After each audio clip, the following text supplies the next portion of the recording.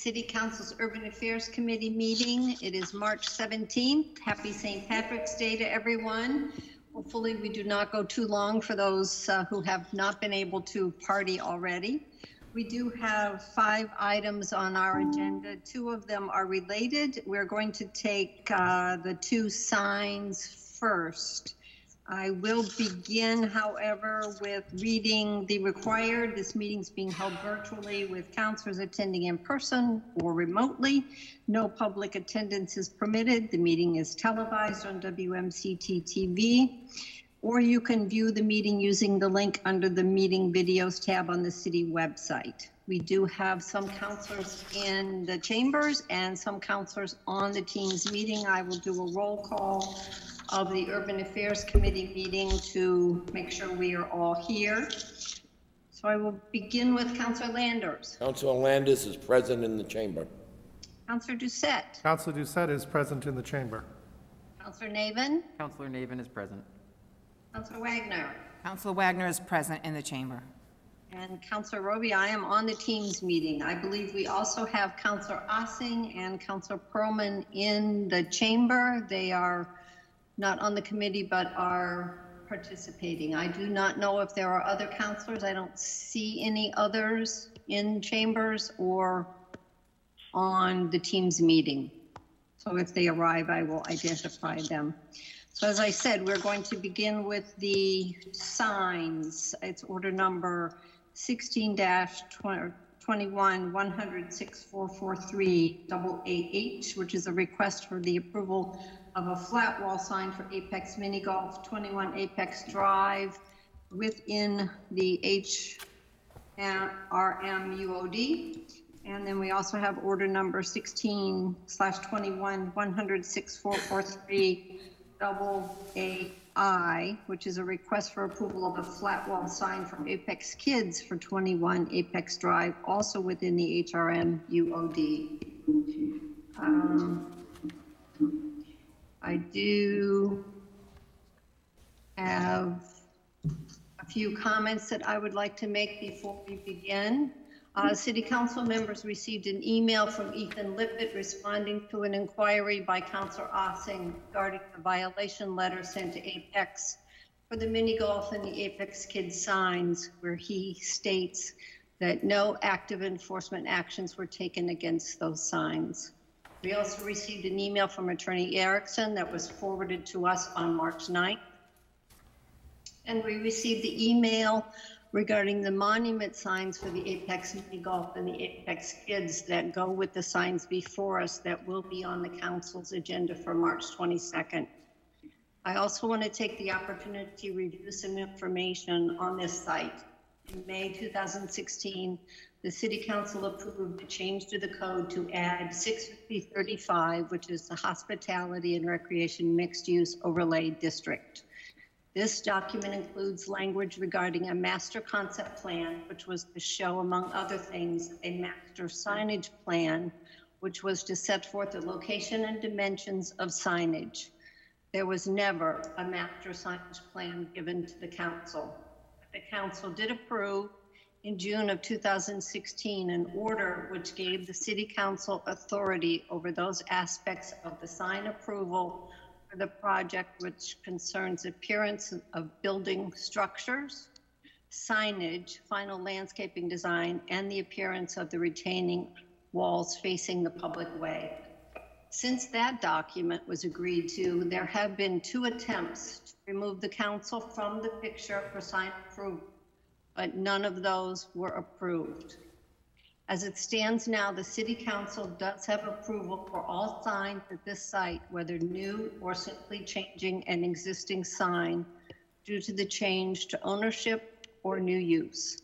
There is past practice of a permit being applied for and then the information being sent to the council, where it has almost always been approved at the council meeting and not referred to committee so that signs can be installed as quickly as possible. We did this as recently as July of 2020 when the business at 115 Apex Drive changed hands and became AV Nails and Spa, and we approved the sign change for the building and the monument at the council meeting.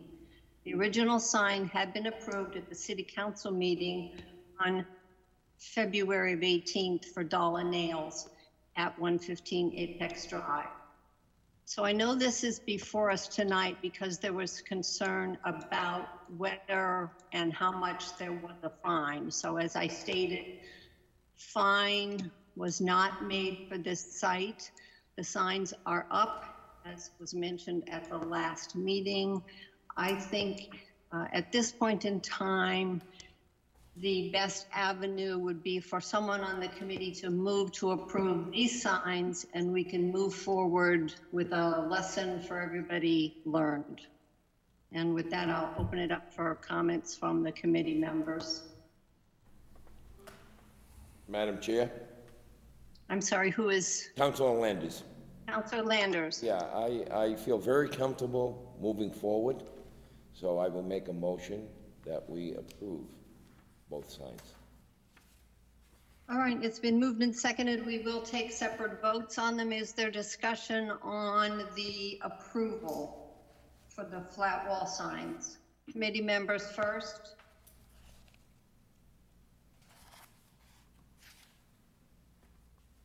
I don't hear anybody. I can't see the whole committee room, so we'll assume there is no one. Is there anybody else with comments on the motion to approve?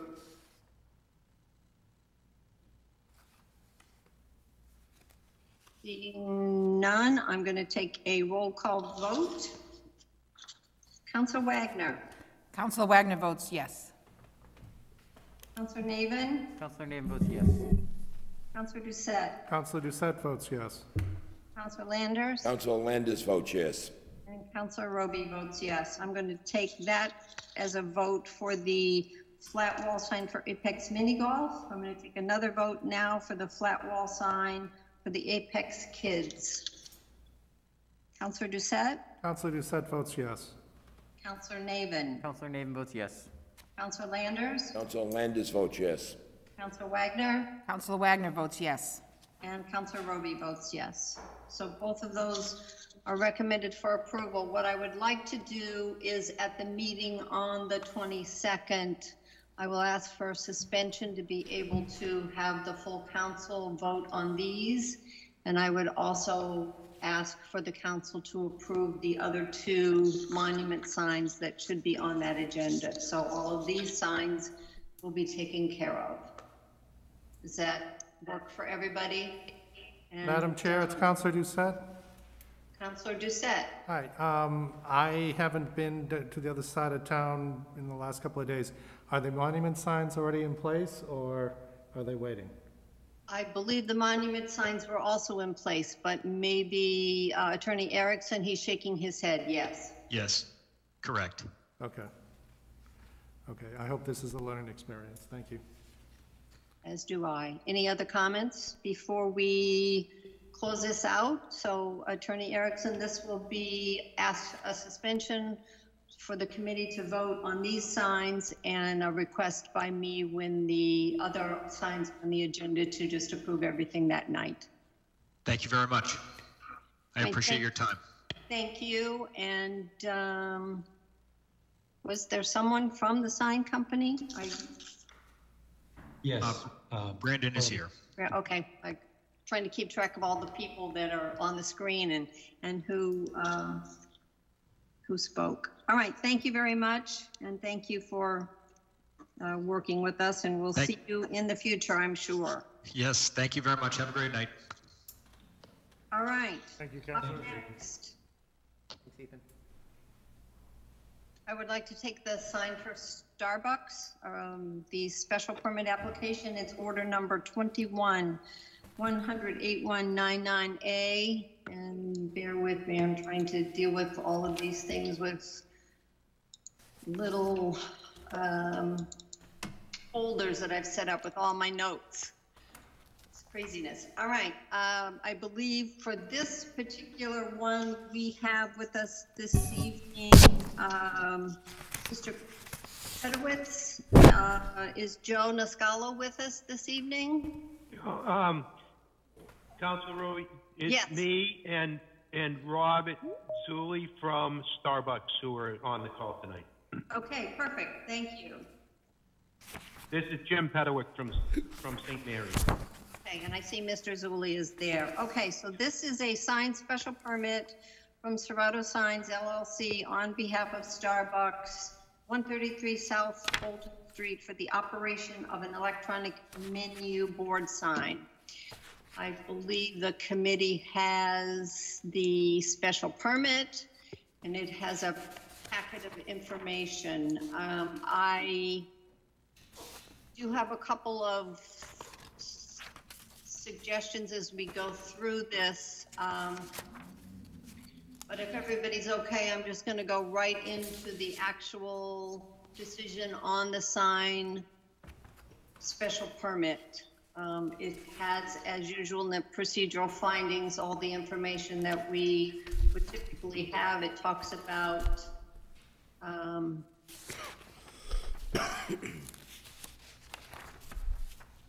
size of the sign in number 2, and it's listed as an attachment A, and then there's also some information regarding an attachment B, which are other drawings that you all received. As I look at both of those, and I don't know if somebody was trying to put these on the screen or not, Mr. Kerrigan, but if people scroll down to the actual attachment of A, for some reason I don't have up there, it is the pictures of the digital order screen. Then Exhibit B is labeled as Starbucks proposed menu board. And then there's also a Starbucks existing signage. I would suggest that the language in Starbucks, the first picture, the sample menu board, instead of saying Starbucks proposed menu board, it'd be sample menu board. My only concern is that when we look at the next pictures that show the location doesn't match up for that picture. So if we have Starbucks sample menu board, and then on the other pictures that show the two views of the ninth way, should it say proposed LED sign location?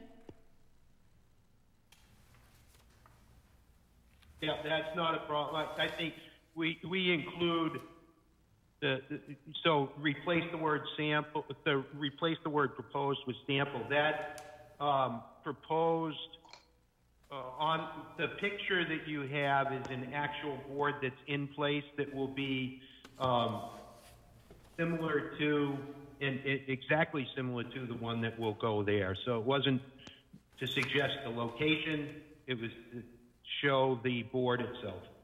Right, and I understand that. I just think that when people look at this, they're going to think this is where it is. Okay, yep. And the next ones don't match. Yeah, So, actually, that picture was from, I believe it's from the Apex Center. Is that correct, Bobby?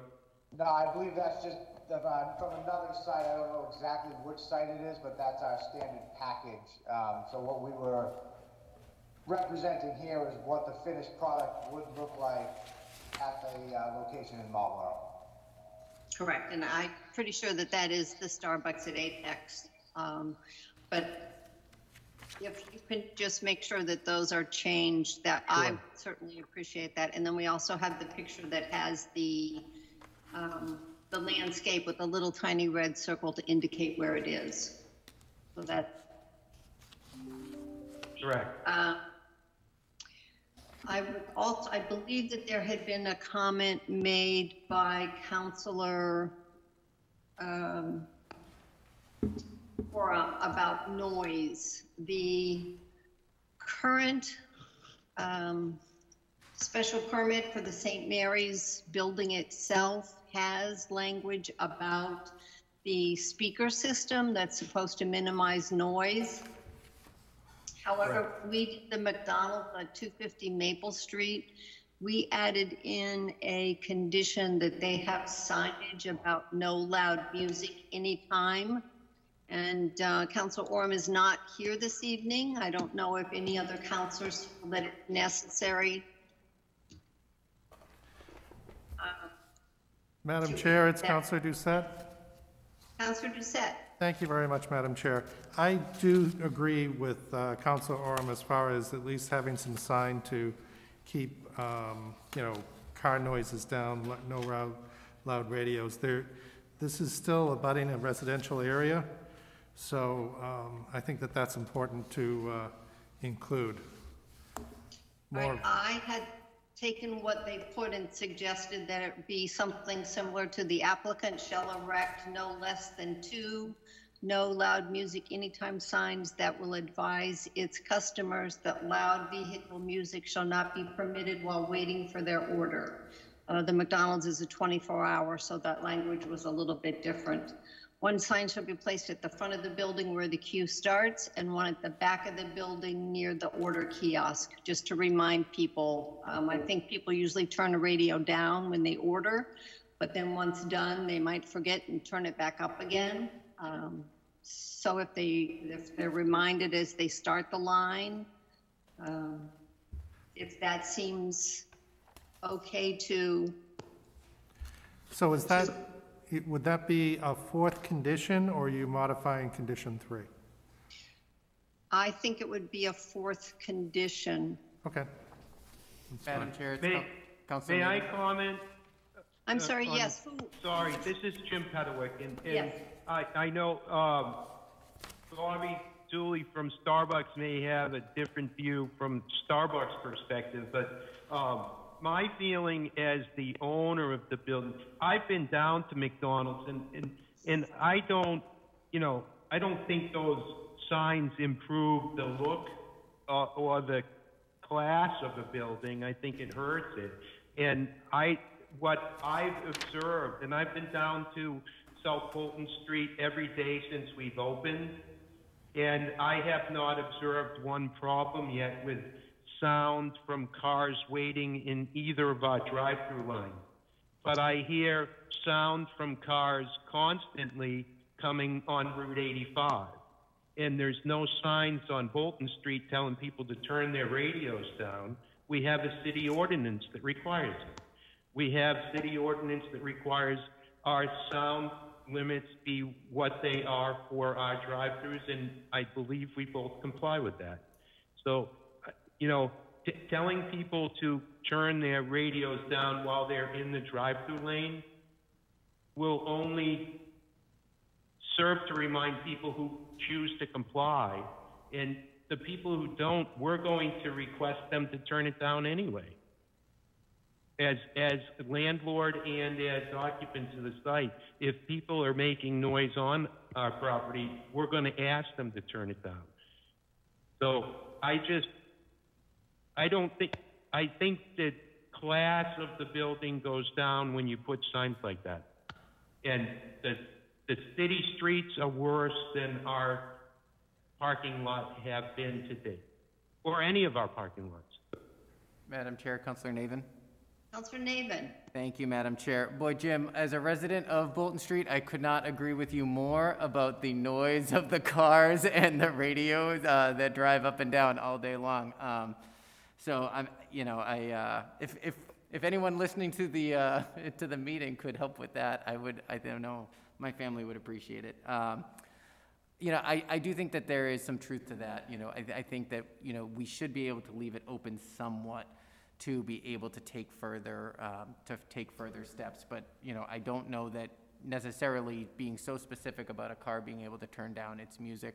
I think the fact that, the music may be part of it. Someone may have some enhancements to their car that when, they're idling, it may make it louder, or, when they start to accelerate, it may make it louder.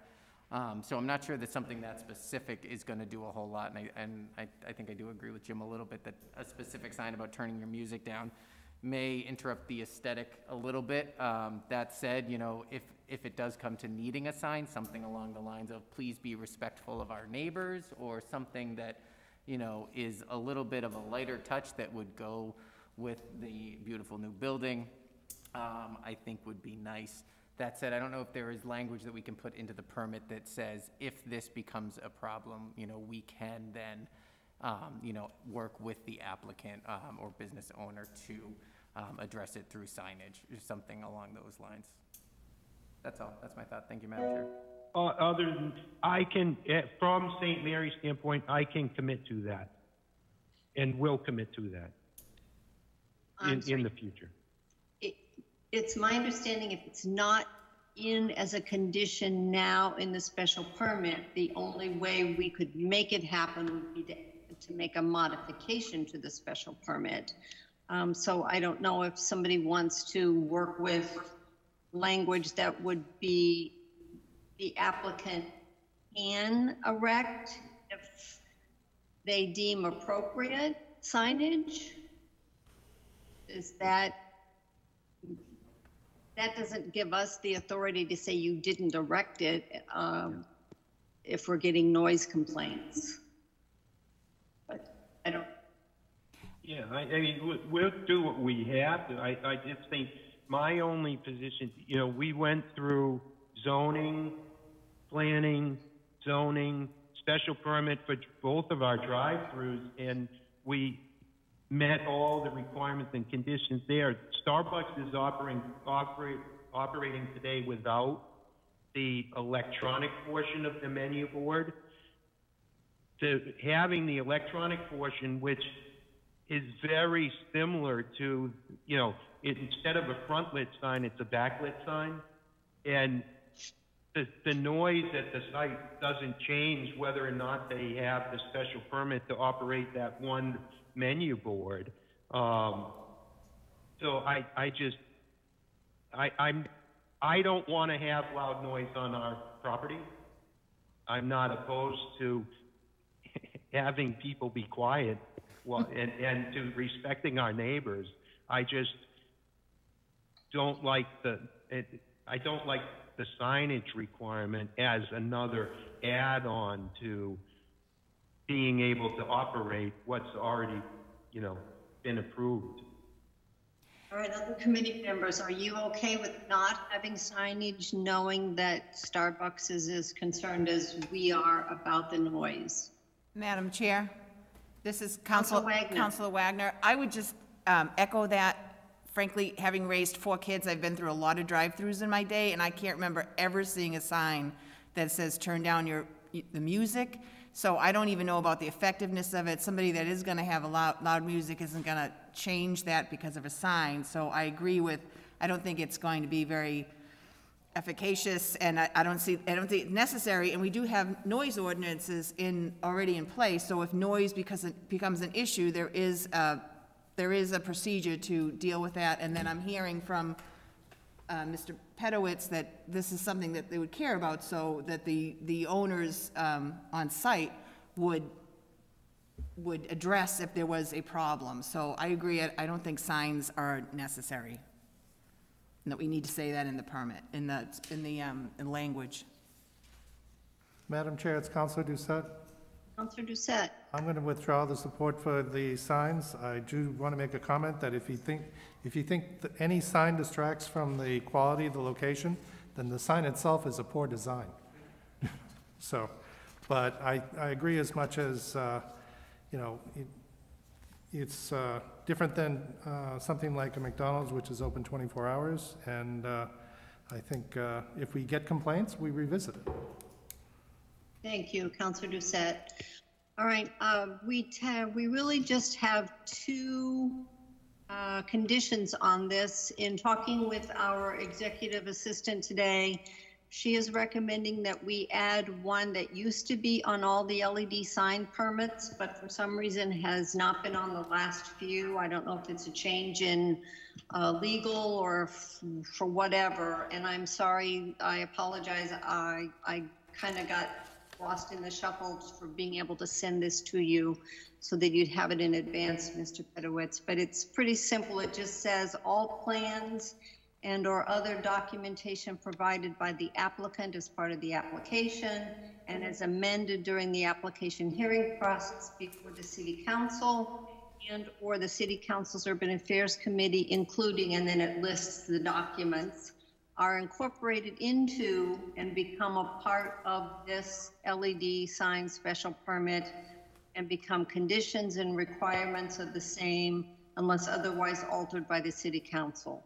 So it really does put everything that you've given us, pictures, plans, anything is part of this as a document for the future and for reference for anybody that wants to look at all of this. So if that's okay with you, I can make sure you have this language. We can figure out what the specific documents that you gave us at the very beginning would be appropriate to go in there. And then I do not see anybody from legal on here tonight. I did have the question of whether we should reference the variance by the by the planning board. So that will be a question that I give to them. Now this has to go to legal to be put in proper form. If they feel at that time that there needs to be a reference, they can add it in here somewhere. So the two conditions, or the three conditions that are currently on here are: one, the sign shall be operated in accordance with the sign ordinance of the City of Marlborough, and in addition, the sign shall be turned off when the cafe is not open for business. Number two, all plans and or other documentation provided. Oh, I guess it is there. Well, it's not quite as thorough.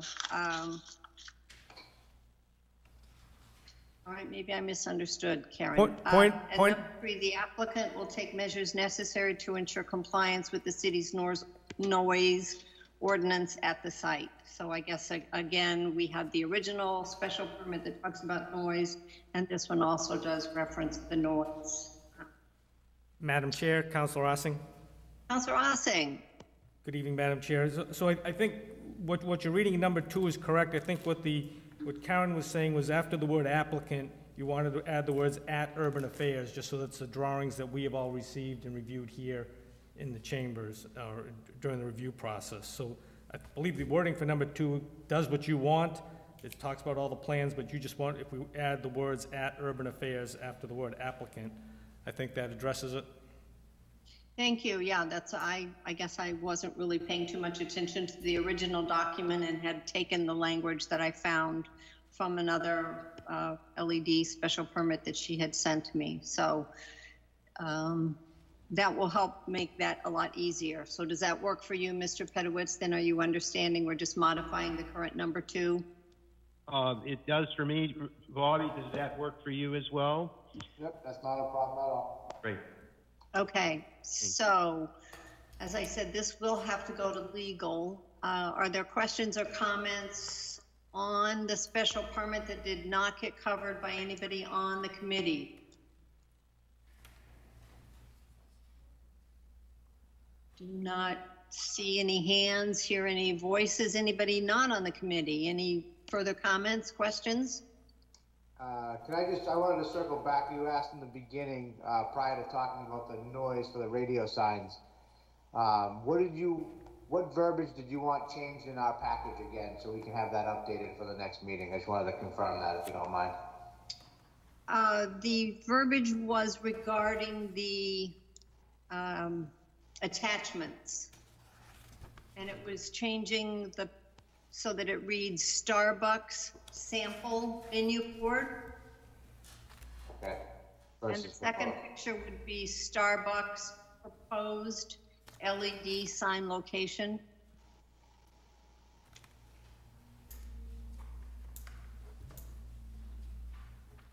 We'll take care of that. Okay. Thank you. All right, so I guess if there's no questions, no comments, it would be appropriate for someone to move to approve this special permit as amended. Approve the permit as amended. All right, Councilor Doucette has moved to approve as amended. Is there further discussion? I don't see any, so I'm going to do a roll call. Councilor Wagner. Counselor Wagner votes yes. Councilor Doucette. Councilor Doucette votes yes. Councilor Landers. Councilor Landis votes yes. Councilor Navin. Counselor Naden votes yes. And Councilor Roby votes yes. So we have a meeting on the 22nd, Mr. Pedowitz. What I can do is ask for a suspension of the rules so that this document gets referred to the legal department. They will make sure it's in proper form. If they determine that there needs to be something about the variance from the planning board, they can add it in. Otherwise, if you have the opportunity to make the changes that I've suggested and can get it to Karen, she can forward the document on to legal, or they can make the changes themselves if they need to. So I will ask for a suspension on Monday to refer this, and then it should be on the next agenda, which is April 5th, which then the council would be able to vote on this as a full council for final approval. Well, thank you. And Councilor Roby, I want to thank you. I referred to all the meetings we've been to in the past, and I know you've been at every one. Councilor Landers and President Ossing, Councilor Doucette, it's been a long process. I think this is the last, or will be the last of our hearings. So I thank you all for your support and your concern for us and the neighbors through the entire process. All right, thank you. We will see you. I don't have to come to the next meeting unless you want to, but we will be in touch, I'm sure. Appreciate it. Thank you. Thank you.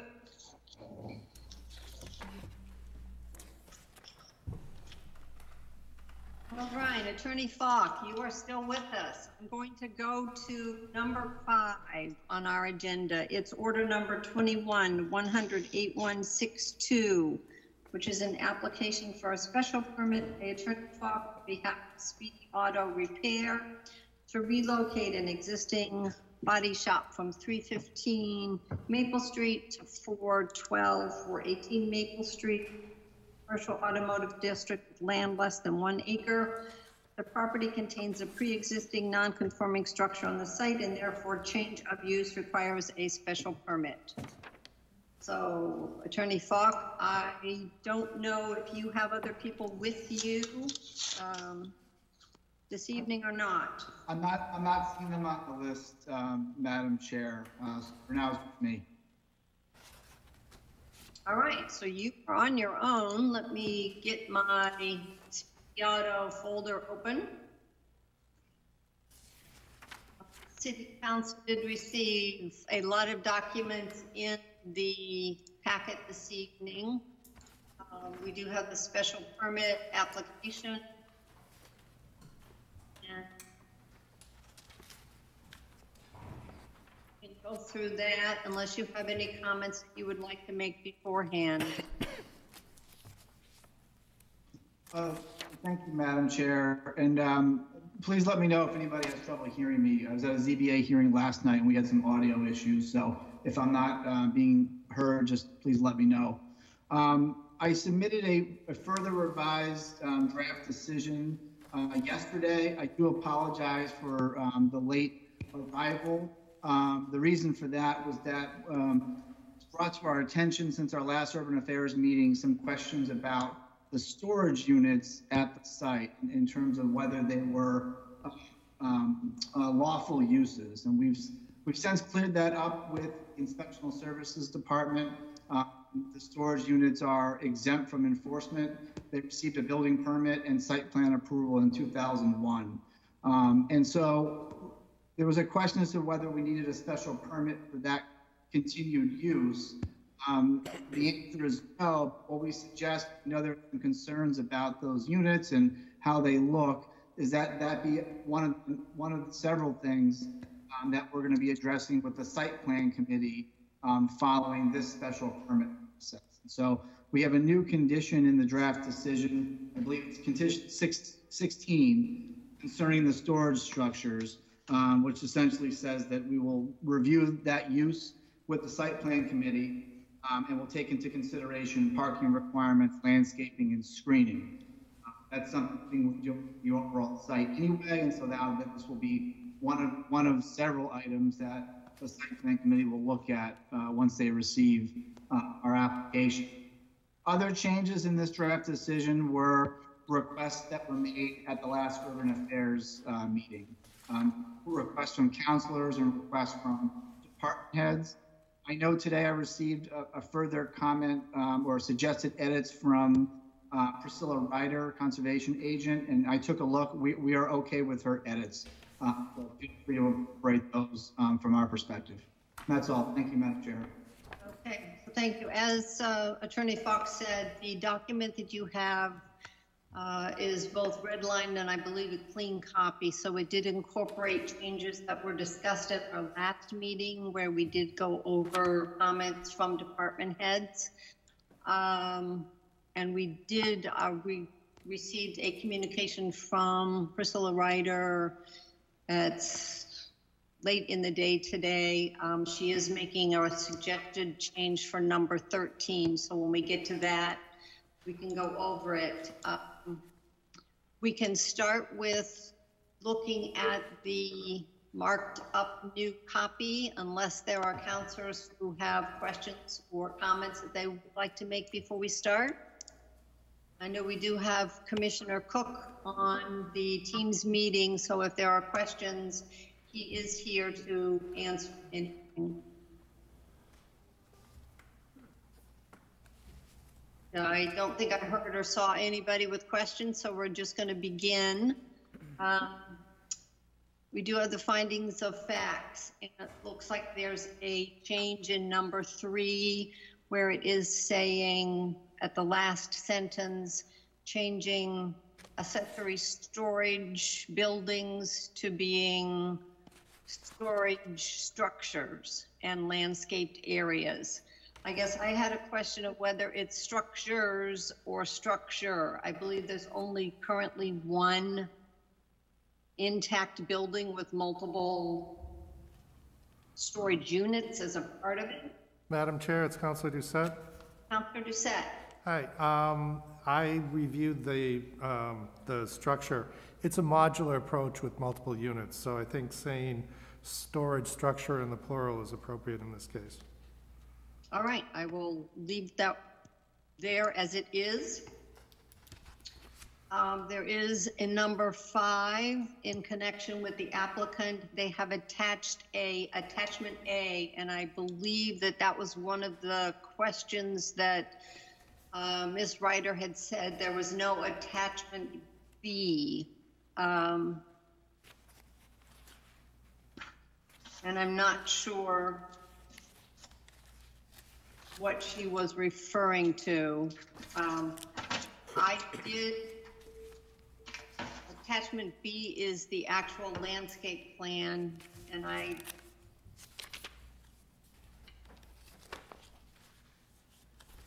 believe that was part of the packet that was sent to everybody. It was Priscilla Ryder's interpretation of what this would look like with the landscape that they would like. And that's what attachment A is. Is everybody clear on that? If I may, Madam Chair? Yes. So attachment A is the standard term in all of our special permits, and it refers to the site plan and any other submissions from the applicant. And so that's what attachment A is here. It's our as-built plan, and then we had submitted 2 building renderings part of the public hearing. That's attachment A. Attachment B is the sketch plan that Priscilla Ryder provided at the last meeting. If you recall, we discussed whether to do a full landscape plan or if that was good enough to provide the big picture in terms of what the landscaping improvements would be. And that was the consensus I got from the committee. So attachment B, which is referenced in condition number 13, that's that sketch plan for Priscilla Ryder. Okay, yep, thank you for that clarification. I'm It's hard when you're looking at a document online and you have to scroll through all the pages. So back in the findings of facts, we described the site. Madam Chair, just for a second. Councilor Doucette. Thank you very much. So in the handout that we received today, after attachment A, there looks like a GIS image, or, yeah, it's a GIS image of the building with some green, heavily landscape gateway plantings. I would assume that that is what was considered to be B, or is that a different beast? No, I believe you are correct. That is B. And I believe I gave a copy to Mr. Kerrigan because I wanted to make sure people. Okay, I was just making sure we're talking about the same image. I'm fine then. It's all good. Okay. Madam Chair, Councilor Landers. Councilor Landers. I was wondering, Madam Chair, at what point is the committee or the city council going to see what the landscaping plan looks like? Most projects that we've talked about, you know, over the years, you know, we have a plan that we have a pretty good idea what it looks like. I know Priscilla did sketch something out in the corner. The only reason I bring it up, and, you know, I've been kind of consistent on this, that, you know, that's an area that's very exposed to, you know, traffic coming in and out of the city. That's an intersection. And I'm really very interested in what that intersection's gonna look like and what that whole site is gonna look like. So your concerns are warranted. I know I had a discussion with both Attorney Falk and I've had a couple of discussions with our assistant in the office. My understanding is what would happen and has happened in the past is this applicant has gone to site plan for some preliminary information, and then they have come back to us for the special permit. The language in the special permit says that site plan review will then finalize everything. Condition number 2 talks about it's subject to detailed site plan review by the site plan review committee, including the architectural impacts of the building and the use of the storage structures. We would not have that detailed information before we approve this permit. And my understanding in talking to Commissioner Cook, because his concern regarding when we get to it, the parking, is that he can't issue a building permit until he can check off that there is no variance required. And he doesn't know if a variance will be required until they look at the parking in site plan review to know that there's adequate parking for the storage units and adequate parking for the actual auto body shop and the customers. So once site plan review determines that there's appropriate parking, he could sign off on the building permit and they could move forward. If there isn't adequate parking, they'd have to go for a variance. So that variance would happen before, and I guess Mr. Cook is still here. If I'm remembering what you said, Mr. Cook, you can't get the variance if the site plan had already been approved.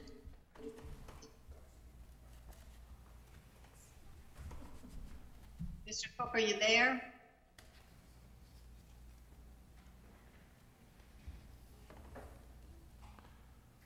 I know he has had trouble in the past getting.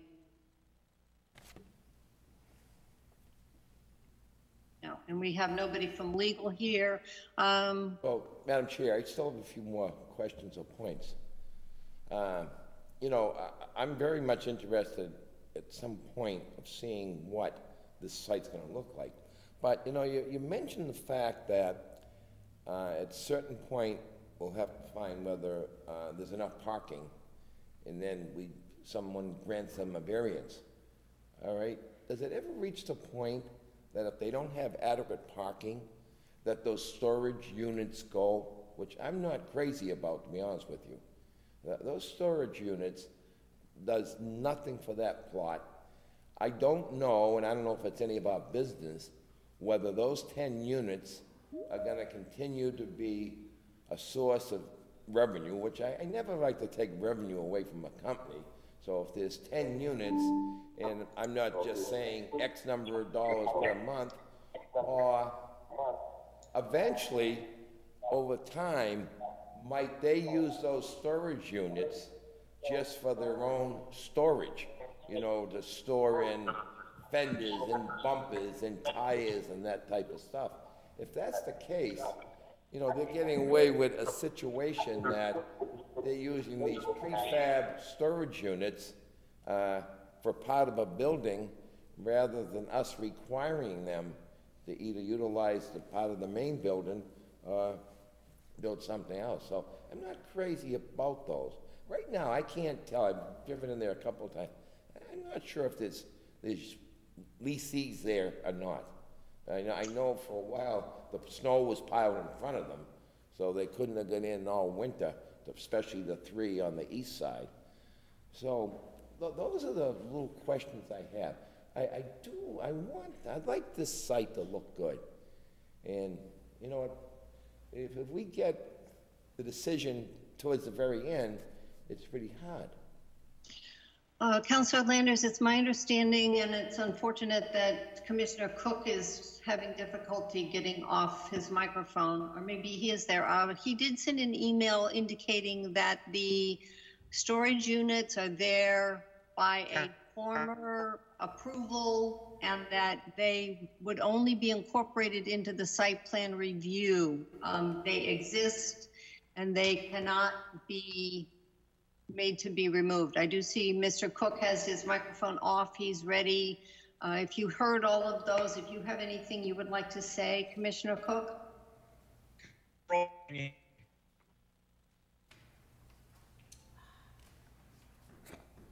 Nope, he went back on.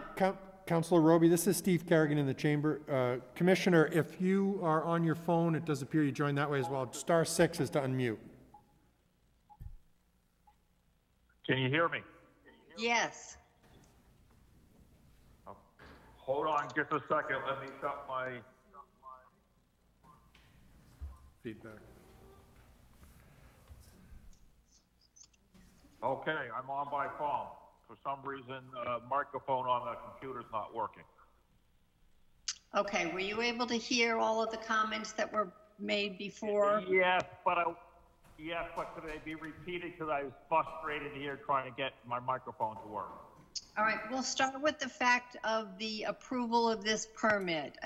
I've had several conversations, so I know you had said, yep, if there's not adequate parking for the storage unit and the proposed auto body shop, they would have to go for a variance. Can we approve the special permit before it has to go to a variance?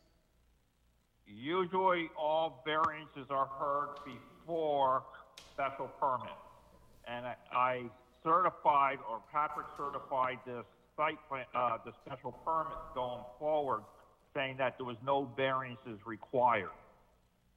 So my only concern is that with that new use, we did not take that new use into evaluation when we were talking at the informal site plan review.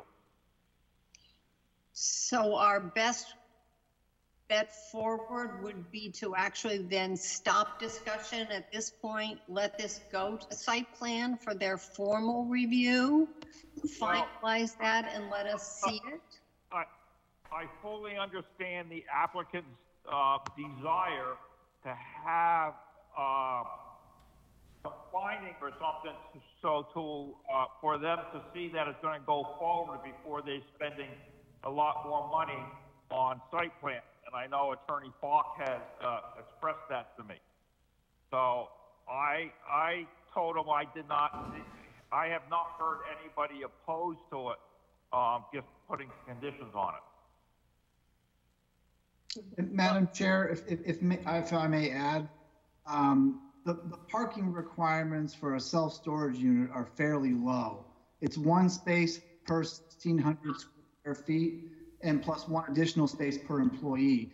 There are no employees that are going to be dedicated to this use exclusively. It's only 10 units, and they're the ones that have leases are you know, sporadically used, but there's not a dedicated employee. But it's one space per 1,600 square feet plus one per employee. We've got 2,000 square feet. So at most, we're looking at most 3 spaces that would have to be available for the self-storage unit. The parking requirements for the auto repair use are not defined in the zoning ordinance. That's one that is up to the building commissioner to determine. So we are comfortable that a variance would not be required for parking for either of these uses combined on the same lot. It would be our preference to move forward with the special permit. As Mr. Cook said, you know, this is a small business. It's a younger business owner. He's been in business for a while, but it is a small business. You know, he's taking on this site. We know it's a prominent site, and we plan to make it look as beautiful as we can. But we're still an auto body use going into an existing site. And the income from the storage units are part of his business model. So we are intending to keep them. Whether we get this special permit or not, the storage units are exempt from zoning, so they're not going anywhere with our current owner. Again, we don't own the property right now, we're buying the property. So the current owner, from all intents and purposes, would keep these going without any further review. All right.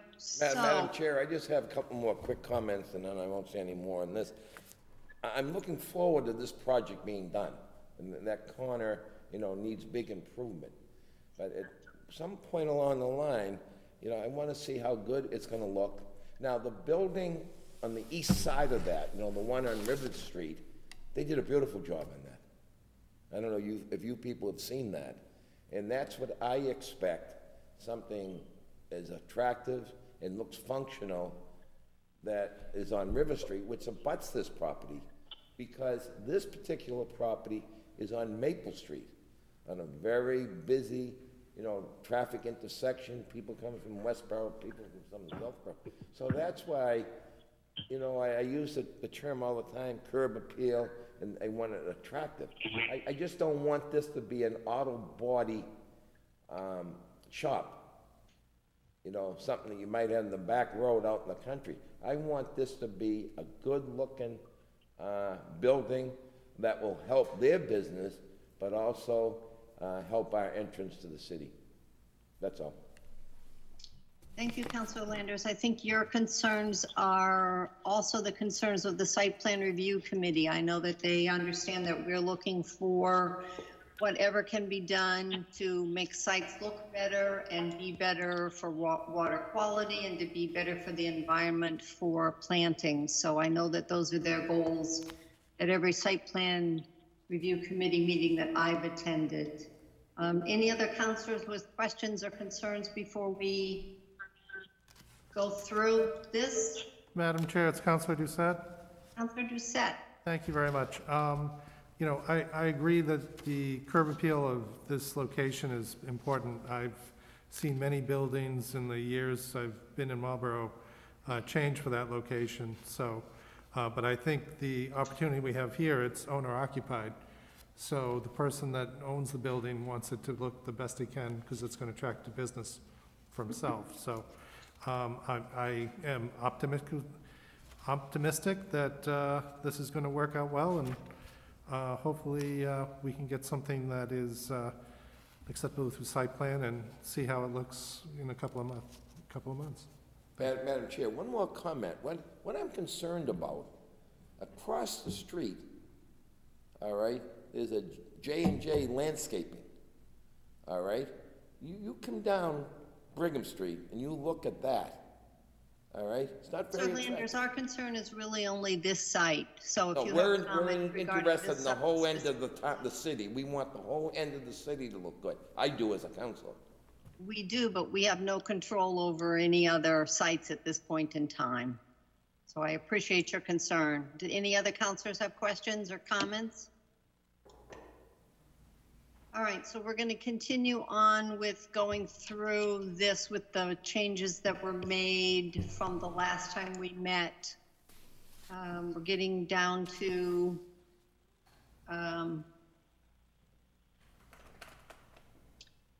The actual conditions, number 2, as I'd already stated, site plan review, we're adding in including the architectural impacts of the building and the use of storage structures in accordance with the City of Marlborough.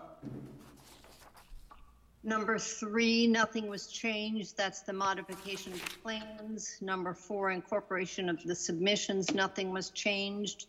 Number 5, stormwater and erosion control. Nothing was changed. And I believe the department heads did not have any issues with that to begin with. Number 6 is lighting.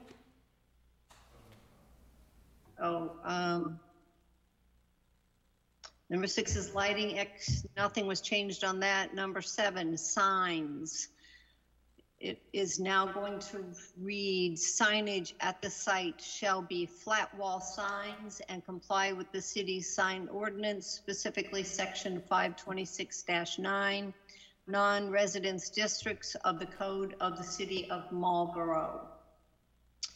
I do have a note after talking to some people that there might want to be a condition added or maybe added into this one, that the LED sign currently on the south side of the building must be removed, and no LED sign will be allowed without a permit from the City Council. So I don't know if people are okay with adding that into number 7. And I can repeat it if you would like. Madam Chair, it's Councilor Doucette. Councilor Doucette?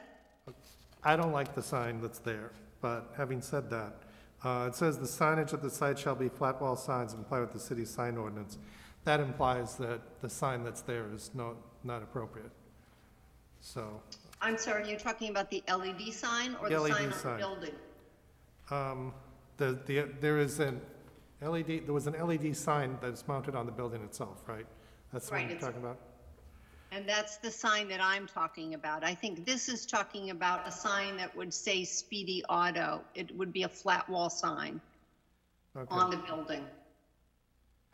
Okay. But in addition to that sign, the LED sign that's currently there must be removed. Well, if I look at the rule as this is, it says signage on the site shall be flat wall signs. The LED sign is not a flat wall sign, so it's therefore not allowed.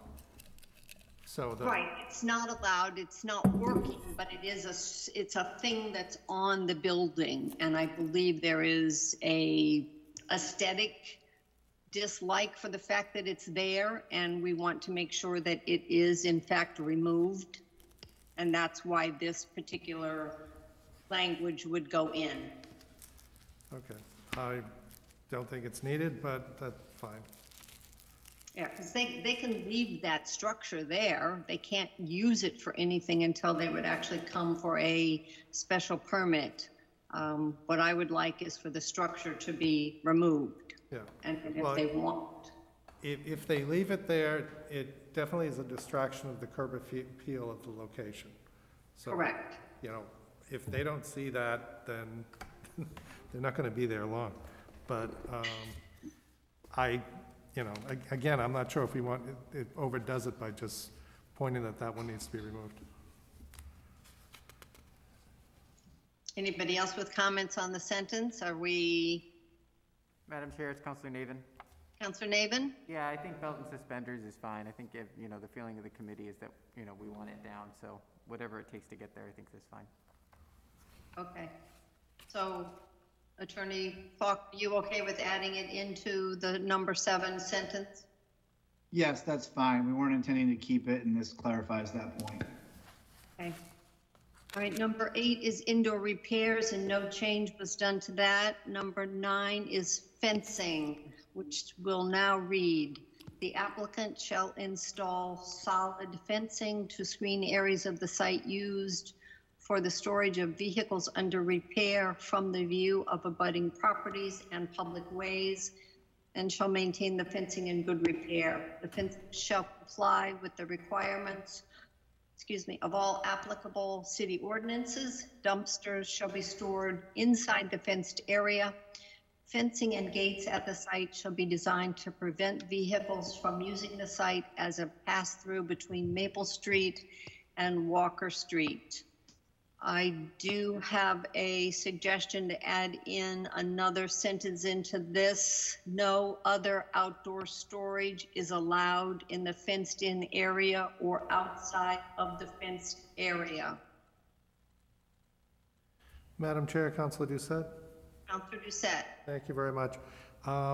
Just for clarification, question to the attorney. Solid fencing, is that wire fence with plastic strips or something more elaborate than that? It's not clear, it's solid, so it would be more than simple chain link that you can see through. We don't have plans in place, but we'll develop them with the site plan committee as to what the specific fencing would be. Okay, and should we include anything about height of the fence? We state that the fencing shall comply with applicable city ordinances, so we can't go any higher than what the code requires. Okay, Councilor Land has held up 6 fingers. So 6 feet? 6 feet, okay, thank you. If that's legal, I think it is. If that's legal, yeah, okay. I just, we may want to include height as well with that. I guess I would prefer not to have a height. I think the statement that it complies with the requirements of the ordinance is sufficient. I think they would want to make it as high as they can. The idea is to hide these things from view as you're driving on Maple Street and River Street. So they're not going to put a 2-foot fence up. And I don't believe they can put a 12-foot fence up. So we put a 6? I believe they can put a 6. I think that might be the highest, but I don't know off the top of my head. But that's why I guess I would leave it up to site plan to determine that. That's fine then. Okay. Okay. And are you all okay with the sentence about no other outside storage in the fenced-in area or outside of the fenced-in area? It's only supposed to be vehicles under repair stored on the property. Plus the dumpsters are in the fenced area too, right? Right, plus the dumpsters, but there's no outside storage on this property. Sure. That's good. All right, you got that, Attorney Falk? I can send it to you too. All right, number 10 is noise and air quality, and there was a simple addition of the word and or assigns into that one, no other changes. Number 11 did not have a change, but I believe there was a request by Priscilla Ryder to add in hazardous material. Her suggestion for this was to have it read paint, solvents, and hazardous materials waste. Any excess paint, solvents, and hazardous materials at the site shall be stored in a secure container provided by a professional waste removal vendor, and the container shall be removed and replaced by the vendor as needed. So it might have just been one missed by you, Attorney Falk, or I don't know if it was intentional. No, it wasn't intentional, and I'm okay with those changes. Okay. The rest of the committee okay with that too? This was in the original letter from Priscilla that we talked about at the last meeting. That's fine. Number 12 is curb cuts, and there are no changes to that. It was clarifying that there are only 2 curb cuts. Number 13 is landscaping.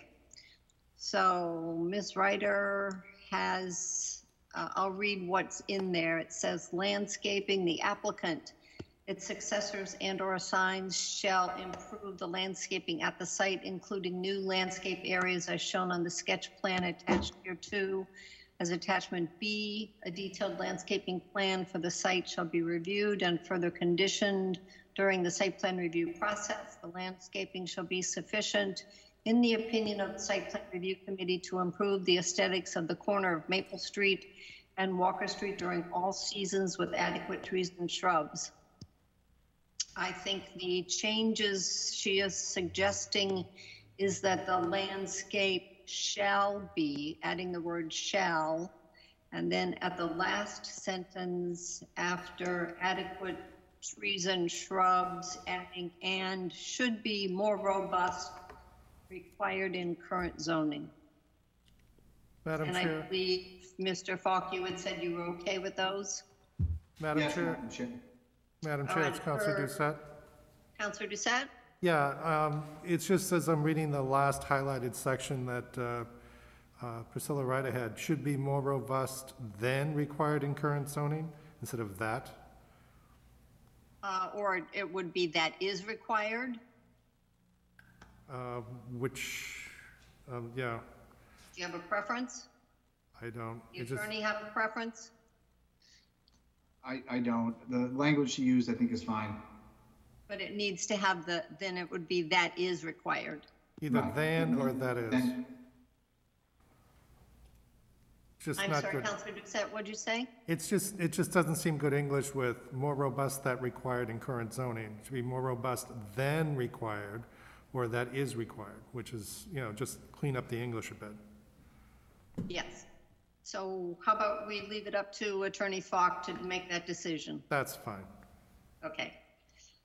All right, number 14, parking is new. Parking areas for vehicles under repair. Employees and customers shall be orderly and in designated striped areas to be defined during the site plan review process. The applicant, its successors, and/or signs shall not park vehicles under repair or employees' vehicles off of the site along public ways. And that was added in with comments from the chief of police that they don't want vehicles on River Street. Number 15 is new vehicle sales. The site may not be used for the sale of vehicles. Number 16, storage structures. The current use of the storage structures located on the site as a self-service storage facility defined in section 650-5 of the zoning ordinance shall be subject to site plan review, taking into consideration parking requirements, landscaping, and screening.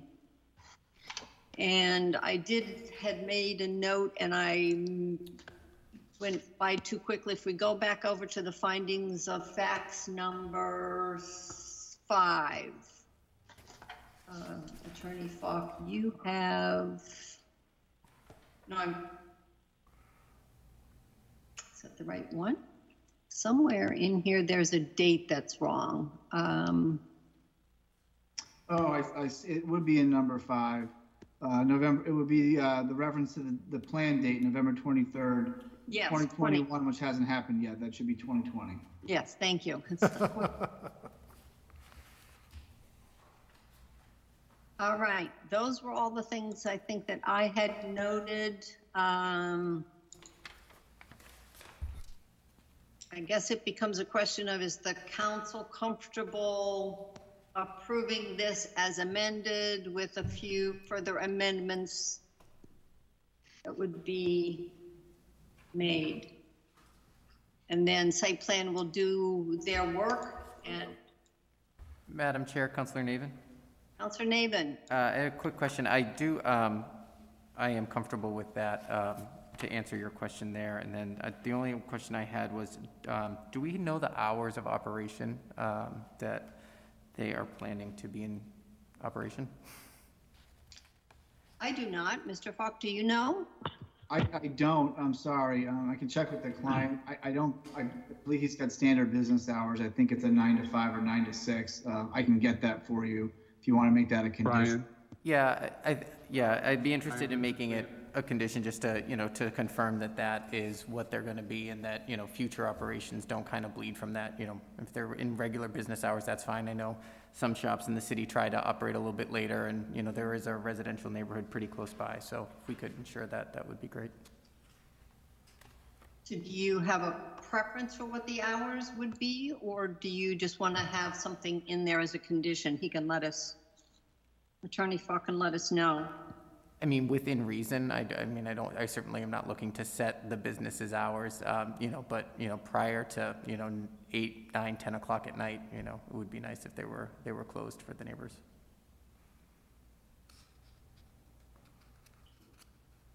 I mean, this is an existing business, so I assume they have current business hours, correct?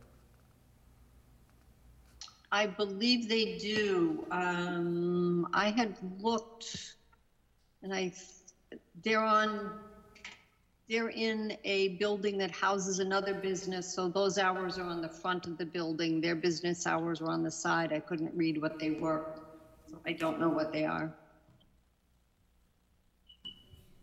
Speedy usually operates from 8 to 6. This is Randy Carpenter.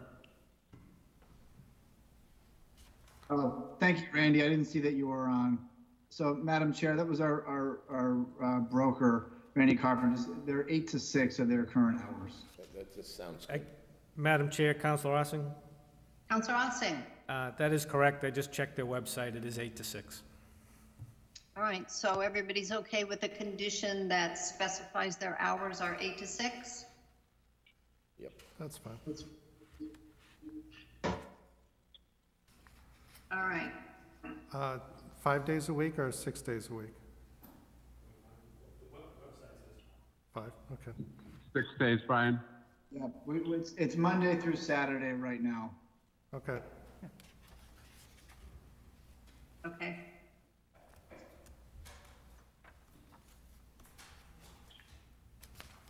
All right, is the committee comfortable enough approving this? You can have another meeting to see the final copy. This has got to go to legal anyway.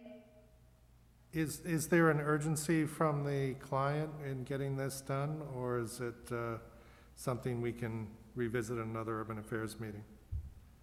If I may, Madam Chair, there is an urgency. We have a purchase and sale agreement that we have extended.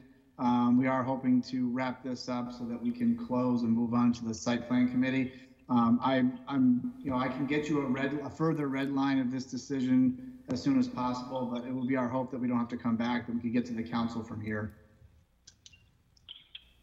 All right, and I will be making notes so that as this is reported out, all the amendments that we've added to tonight would be delineated. So assuming one is made, there would be a motion to approve as amended.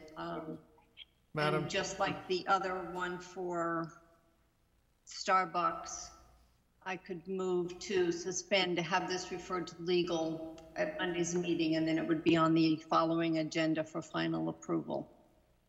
Madam Chair, motion to approve as amended.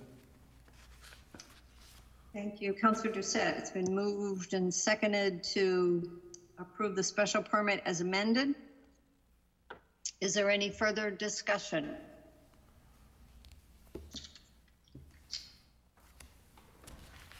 I don't see any hands or hear anybody. I'm going to do a roll call. Councilor Wagner. Councilor Wagner votes yes. Councilor Landers. Councilor Landers votes yes. Councilor Doucette. Councilor Doucette votes yes. Councilor Navin. Councilor Navin votes yes. And Councilor Roby votes yes. So as I said, I will ask for a suspension on Monday to have this referred to legal, and it will be on our further agenda. Thank you very much. We appreciate it. All right. Thank you, Attorney Falk. So that brings us to our final agenda item this evening, and thank you for people waiting on this one. It is order number 21-100-8171, a modification for a special permit from Todd Wilson on behalf of Diversified Funding Acquisition LLC, Atlantic Property Management, to add kitchenettes to existing guest rooms for use as an extended stay hotel, and the conversion of a manager's residence to a guest room for a total of 65 guest rooms at the hotel located at 880 Donald J. Lynch Boulevard, Quality Inn. So this has had its public hearing. Again, bear with me while I close up all my documents and get us to the hotel. All right, so again, we received a packet with lots of information. We do have the special permit application. And again, we received a modification of that.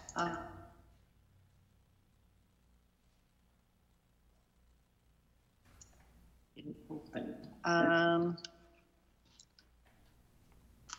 right, so we did go through a lot of the information at the last meeting. We did have some further communications from committee or from department heads since then. We received an email from City Engineer Tom DePercio on 3/8, where he says the revised decision addresses his previous concerns. Ursula Ryder emailed to say that she had no comments after reviewing changes, and Fire Chief Green had emailed on 3/10 in response to the information provided, especially the report from a fire protection engineer addressing sprinkler head types and layout concerns. I have no additional comment at this time. I'm satisfied the applicant has at least considered the topic matter I relayed and will address same if the project proceeds as planned. Marlborough Fire Department work Commissioner Cook and others to ensure all modifications are appropriate to code requirements. And Police Chief Georgie emailed that the police department had no additional comments. So we have a copy of the special permit that over first. I believe we have with us for this particular matter Gareth Ortsman, who is the attorney for the project, and Todd Wilson, who is an employee at Atlantic Property Management and had sent us the fire apparatus information. All right, so unless any of you, either of you have any opening comments that you would like to make, we can just get into going through the decision. Thank you, Madam Chair. We're fine going through the decision. All right, so. Councilor Roby. I'm sorry? Councilor Roby, Jeffrey Cook. Oh, Commissioner Cook. I didn't realize. I have one concern for a question. Can the applicant tell us the extended stay, what is the maximum length of extended stay that they allow?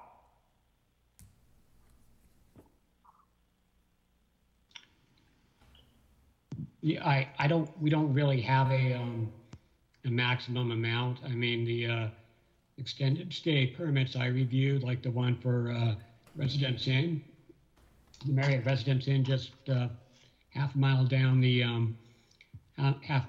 road, the same road. They don't have any conditions regarding length of stay, so we did not propose to put anything to treat this particular extended stay differently.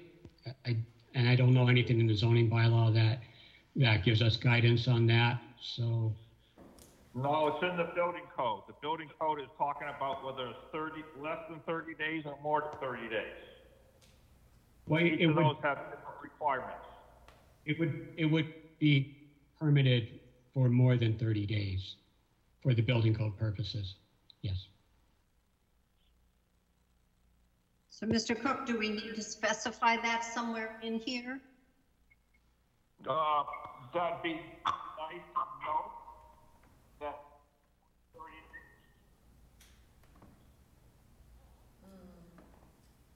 I am having difficulty hearing you.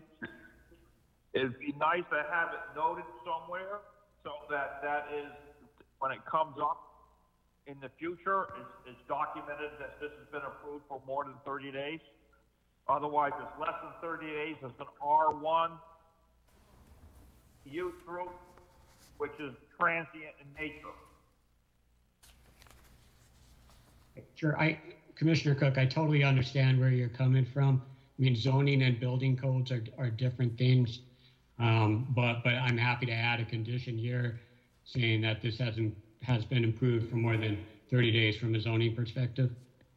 No problem with that.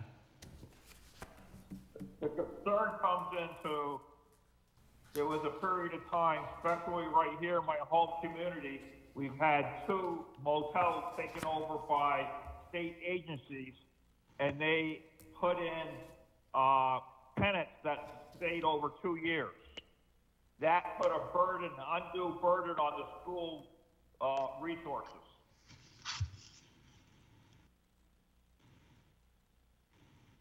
Well, if I'm not correct, I believe the state of Massachusetts used to house people in hotels That's the point. for years at a time, so I understand the concern. Correct. But if, so we can figure out where is the appropriate place to add a condition that that states that it would be more than 30 days.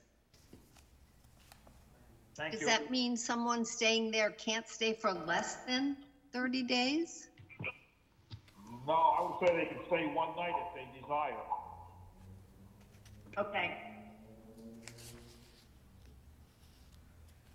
Yeah, I mean, typical extended stay hotels will have people a week, and some, months. I mean, it just depends on the needs of that particular person.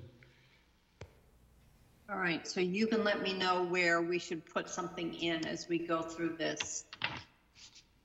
So again, with the findings of facts, Madam Chair, Councilor Landers. Councilor Landers. I have a few quick questions. Be careful how I say this. What do you expect your clientele to be? Do you expect to draw, when things get back to, quote, normal, to get the hockey crowd there for the tournaments? Or do you expect to get business people staying there? What you're doing, you're making a drastic change to 64, 65 rooms, all right? There must be a reason you're doing it. I don't know, I assume you did some type of survey that says there's a need for a hotel with, kitchenettes and so forth. But what type of thought, Todd, I guess would be your answer, your question, Todd, what do you expect to cater to? Now, there's a hotel in Berlin, the next town over. There's one across from the rink now. But what do you think? You must have some idea what you're going to draw. You care to comment on that? Yeah, I mean, we typically go after the business community. So we go after, people traveling, whether it's, in between homes, trying to, they move to the area for business and they stay with us for a month or two while they're trying to find a home to buy, business travelers that come in for 2 or 3 weeks to do contract work with local businesses. We do a lot of work with traveling nurses, traveling doctors. Those are the type of clientele that we go after. If there's hockey crowds there for 1 or 2 days, obviously we're available to assist that need, but our core business is that we would have salespeople out there going after, meeting with the local business owners, business community to try to go after that clientele. I mean, your location isn't bad.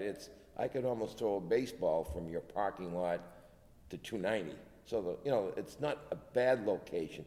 But I think of so much of our business is done over on the Route 20 area. That's where you have companies that have actually thousands of employees. And as a result, they have more salespeople and stuff like that. So I was just curious, what you expect your clientele to be.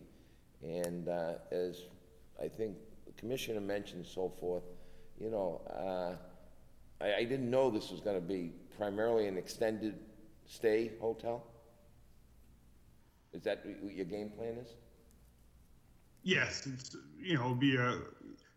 we're designing the rooms where people will be more comfortable staying, for a week, 2 weeks, a month type of stay instead of the 1 or 2 night stays that the existing hotel is designed for. We have, 2 on the other side of town on Route 20? You must have surveyed them and seen that there's a great demand for it, so that's why you guys are getting into it? Yeah, we think there's a good demand in that marketplace. We're trying to get in ahead of time. We know the town and is trying to develop that whole area, and we feel it would be a good need in the future. And currently that we feel that it's a good business decision to make the change and do our business model there. You know, initially I had some reservation on this project, so, but I think it might move forward only because of the sewerage situation. You people will be tying in, excuse me, the city's sewerage, and also the fire department seems very comfortable with the setup there. You know, the fact that, you know, they're all right with it, you know, I could very well be all right with it, but it just looks a little reservation. That's all. Thank you, Lady Chair. All right, we'll go through the finding of facts. There were a couple of changes that were made. Number 13, corrected the spelling of kitchenette. There is a new number 15, which says the site is connected to the municipal water system, but the municipal sewer system, rather sewage disposal, I'm sorry, but not the municipal sewer system. Rather, sewage disposal is currently handled through an on-site septic system. As a condition of approval set forth below, the applicant will connect the building to the municipal sewer system. This connection will not adversely impact the municipal sewer system. The project will not create any material change to A, the existing traffic impacts of the hotel, or B, the impact per room on the municipal water system. Number 16 will now read, the proposed work includes necessary upgrades to the electrical utilities servicing the building. After the interior remodeling work is complete, the electricity service will be adequate to supply power to the kitchenettes added to the existing hotel rooms.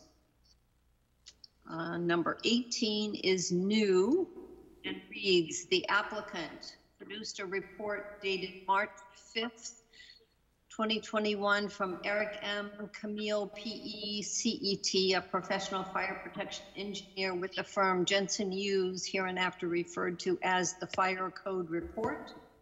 The Fire Code Report presents the results of an on-site inspection and code review of the existing fire protection sprinkler system, specifically evaluating the impact of the proposed guest room alterations on the code compliance of the existing sprinkler system layout.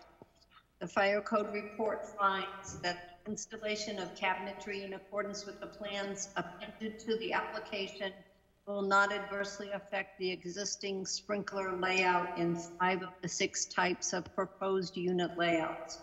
Those 5 types being type A, B, C, E, and F. The Fire Code Report finds that the installation of cabinetry in accordance with the plans appended to the application will obstruct the existing sidewall sprinkler located in one type of proposed unit layout, that type B units. There are 4 proposed type B units. The Fire Code Report notes that the applicant will modify the sprinkler layout for type B units so that these units are code compliant after the alterations are complete. And Mr. Kerrigan, if you would put up the document that I sent you, because when I read this, I'm going, what the heck are they talking about? So I went back and looked at the site plans, and there was a document very clearly shows each of the rooms and their type. So I need to put up just so everybody's clear. Sorry, 1 second.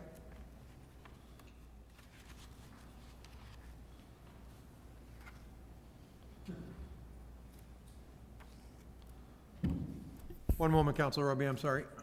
That's okay. I know you've got a lot of documents on that little computer.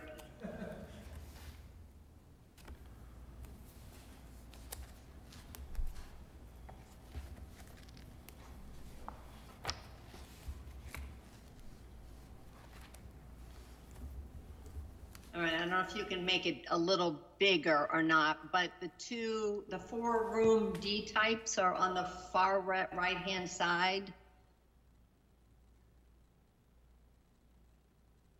This is a document in the plans that you all should have received, and it is hard to read them, but they are all labeled. So if you want to go and look at your file, you can see what those rooms are. And if nobody has specific questions, we can continue through this. Thank you, Mr. Kerrigan. All right, we are at the following findings and conditions.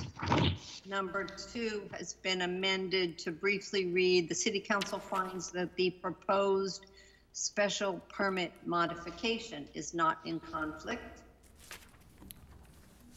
And we get down to the actual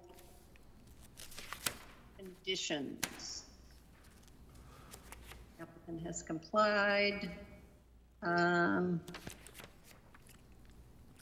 City Council makes its determination and grants with the conditions, which is in number 4. So we have A and B and C are all, actually we have not discussed this at all, have we? So A covers the project plans and specifications. It talks about the construction of the interior improvements to the building. B is hazardous waste. The applicant shall comply with all directives by the Department of Environmental Protection of the Commonwealth of Massachusetts relative to the existence of any hazardous waste which may be located on the site. And it cites MGL Chapter 21E. And if anybody has questions as I go through this, please speak up, because I can't see you now that the screen is showing all of this. Number hazardous waste C is compliance with local, state, and federal laws, which again just says that they must be complied with. Number D is water sewer. The applicant shall connect the existing building to the municipal sewer system, provided that it is feasible and legally permissible. The applicant shall connect the building to the sewer system via the sewer line that serves the adjacent parcel with the street address of 876 Donald J. Lynch Boulevard, shown on the City of Marlborough Assessor's maps as map 50, parcel 4A.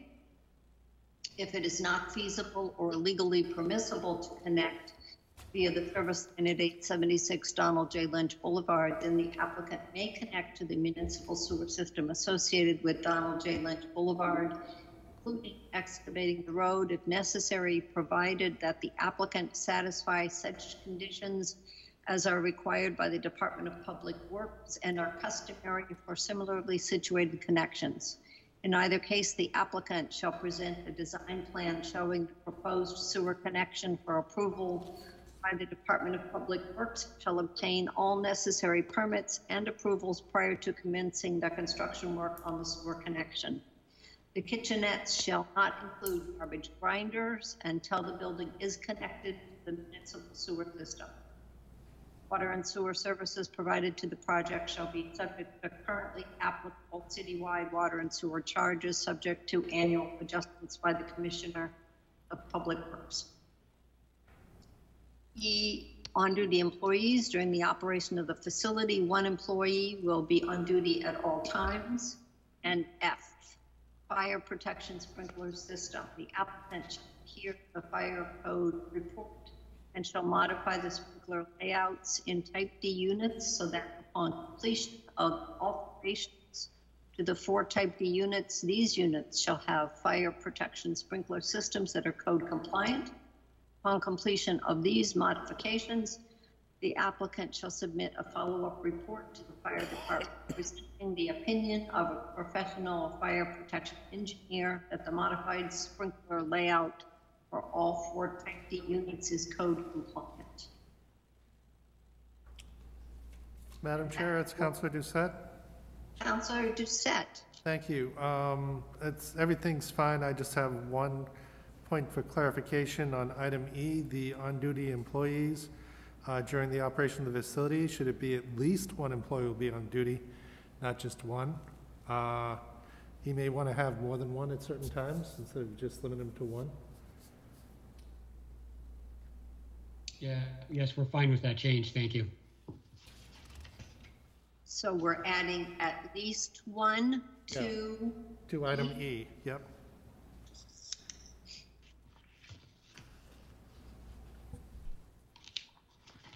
All right, any other questions or concerns? Madam Chair, Councilor Ossing. Councilor Ossing? Thank you, Madam Chair. Karen pointed out that we need to add the standard condition of recording the decision at the end there. It doesn't appear to be on this one.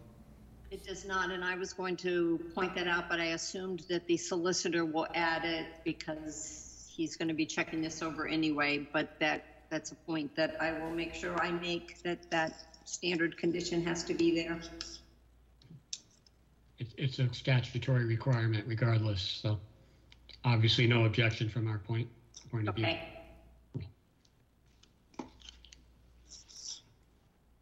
All right, anybody else with any other questions or concerns? I think we had all the comments from the building department managers have been incorporated into this.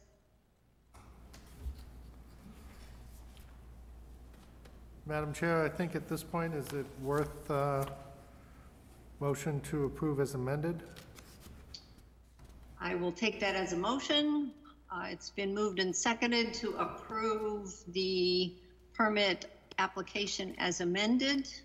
As with the other ones that were taken up tonight, I can ask for suspension on Monday to have this referred to legal, and they will take a look at it. It would be on our next agenda, April 5th, and then we can have a discussion of the full committee or the full council for a vote.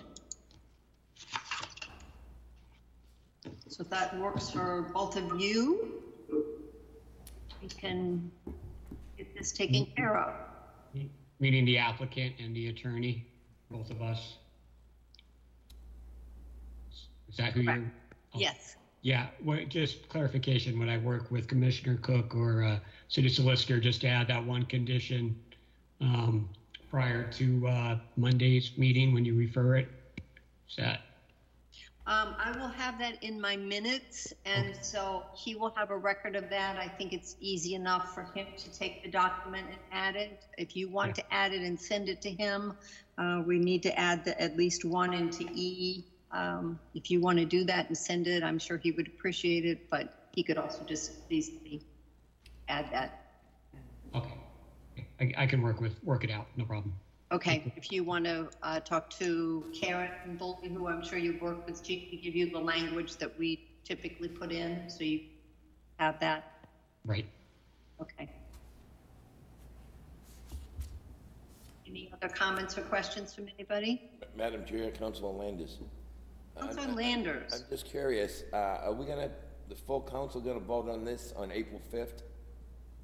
That would be my hope. Which it would is be good, on the agenda with a document from the solicitor saying it was in proper form. I think that would be good because if you recall, if you look at your dates, the next meeting is not until the 21st of April. You know, it's a couple times a year, we go 3 weeks. So I think that would be important that we vote on April 5th. Okay, that's the goal. That's good. Good goal. Yeah, we'll have a busy, lots of documents to send to the solicitor, but at least he will have ample time to do it. It's not like we're sending them to him tonight and expect him to be on tomorrow's agenda. So I don't think he'd appreciate that too much. All right, any further discussion on the motion? All right, I'm going to do a roll call for this one. Councilor Navin. Councilor Navin votes yes. Councilor Doucette. Councilor Doucette votes yes. Councilor Wagner. Councilor Wagner votes yes.